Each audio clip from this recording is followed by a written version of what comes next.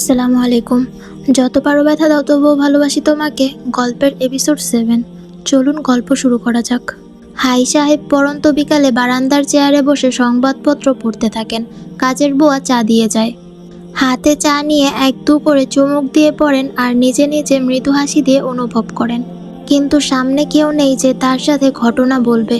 হঠাৎ মেয়েদের কথা মনে পড়ল। কি ব্যাপার, নাজুকে দেখছি না, এখনো ভার্সিটি থেকে ফিরেনি। প্রতিদিন আমার আগে চলে আসে। ঘড়ির দিকে তাকিয়ে দেখে বিকেল গড়িয়ে সন্ধ্যা নেমে আসছে। কোথায় যেতে পারে? আমাকে বসে থাকলে চলবে না। সংবাদপত্র রেখে নাজুর নাম নিয়ে স্ত্রীকে ডাকলো। নাজুর মা, এদিকে আসো। স্বামীর কণ্ঠের আওয়াজ শুনে এসে বলল, কি ব্যাপার, কিসের জন্য ডাকছো?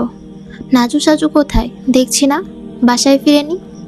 সাজু এসেছে, বান্ধবীর বাসায় গিয়েছে। আর নাজু এখনো আসেনি। কি বলছো, সন্ধ্যা হয়ে যাচ্ছে এখনো আসেনি? চিন্তা করো না, নাজু যাবার সময় চঞ্চলভাবে বলল, কি বলেছে বলো? আজ নাকি প্র্যাকটিক্যাল পরীক্ষা আছে। হাই সাহেব স্ত্রীর থেকে সঠিক খবর পেয়ে পুনরায় চেয়ারে গিয়ে বসলো। সংবাদপত্র হাতে নিতেই দরজার নক করার শব্দ শুনতে পায়। বেবি বেগম পাশের রুমে পা এগোতে ডাক দিল, এই নাজুর মা, দেখো তো দরজায় কে নক করছে। দরজা খুলে দেখতে পায় নাজু। মা কোনো কিছু বলার আগে গলায় জড়িয়ে ধরে বলল, মা রাগ করো না, আসার পথে গাড়ির জ্যামে পড়েছিলাম। মা, বাবা এসেছে? হ্যাঁ। বাবা কিছু বলেছে? আমি মিথ্যা কথা বলে কাটিয়ে নিয়েছি। মাকে চুমু দিয়ে বলল, মা তোমার তুলনা হয় না, তুমি আমার আদরের মা, ভিতরে চলো। হাই সাহেব গুনগুন কথার শব্দ শুনতে পেয়ে বলল, নাজুর মা, কে এসেছে? নাজু এসেছে। ওকে বলো আমার কাছে আসতে। নাজু নিজ রুমে প্রবেশ করে টেবিলের ওপর বই আর ডায়েরিটা রেখে বাবার সামনে গিয়ে কাঁপা কাঁপা সুরে বলল, বাবা, আমার না আজ প্র্যাকটিক্যাল পরীক্ষা ছিল, তাই আসতে দেরি হয়েছে।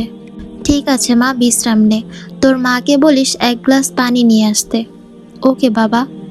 বেবি বেগম এক গ্লাস পানি হাতে ধরিয়ে বলল, জানো তোমাকে একটা কথা বলবো বলবো বলে বলতে পারি না।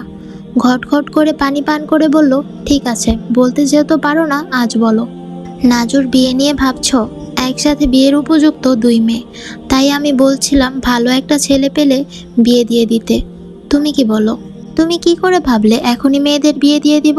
সবে মাত্র অনার্স পড়ছে, অনার্স শেষ করে মাস্টার্স যখন পড়বে তখন ভাববো। আর কখনো এ কথা মুখে আনবে না। আমি চাই না আজকালকার মেয়েদের মতো আমার মেয়েদেরকে অকালে বিয়ে দিয়ে সুন্দর জীবনটা নষ্ট করি। আর একটা কথা মনে রাখবে, শিক্ষিত মেয়েদের কখনো বয়স হয় না। আমি সেইভাবে কথাটা বলিনি। যদি ভালো ছেলে মিলে যায়। আমি জানি তুমি কিসের জন্য চিন্তা করছো। একটা কথা মনে রাখবে, আজকালকার মেয়েদের মতো আমাদের মেয়েরা নয়। আর বিশ্বাস রাখবে, আমার অবাধ্য হয়ে কিছু করবে না। এইসব ভেবে টেনশন করে লাভ নেই। এখন শুয়ে পড়ো, সকালে উঠতে হবে। বেড সুইচ টিপ দিয়ে নিদ্রায় যায়।